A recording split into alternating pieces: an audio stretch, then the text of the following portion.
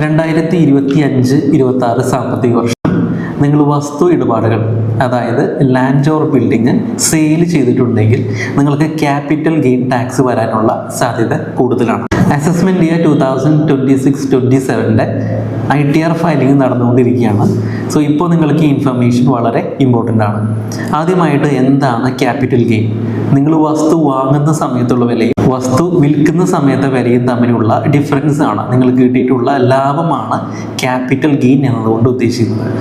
So automatically നിങ്ങൾ വിൽക്കുന്ന സമയത്തെ വിലയിൽ നിന്ന് വാങ്ങുന്ന സമയത്തെ കോസ്റ്റ് ഓഫ് ആക്വിസിഷൻ കുറച്ചതിന് ശേഷം വരുന്ന എമൗണ്ടിനാണ് ക്യാപിറ്റൽ ഗെയിൻ ടാക്സ് അടയ്ക്കേണ്ടി വരിക.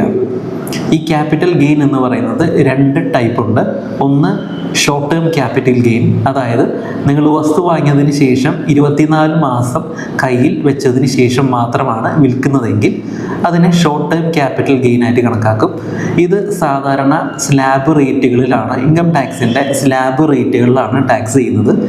എന്നാൽ നിങ്ങൾ 24 മാസത്തിന് ശേഷമാണ് സെല്ല് ചെയ്യുന്നതെങ്കിൽ ഇതിനെ ലോങ് ടേം ക്യാപിറ്റൽ ഗെയിൻ എന്ന് പറയും. ഇതിൻ്റെ ടാക്സേഷൻ കുറച്ച് ഡിഫറെൻ്റ് ആണ്.